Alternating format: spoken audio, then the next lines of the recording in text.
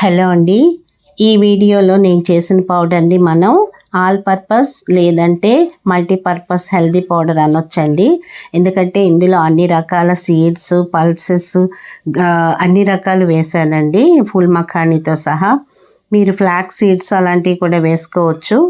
అలాగే nuts and dry fruits అన్నీ కూడా ట్రై చేయొచ్చు.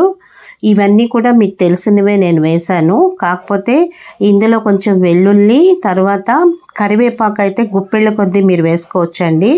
ఎందుకంటే చాలా హెల్దీ కాబట్టి, అటు జుట్టుకు కానీ ఇటు వంటికి కానీ.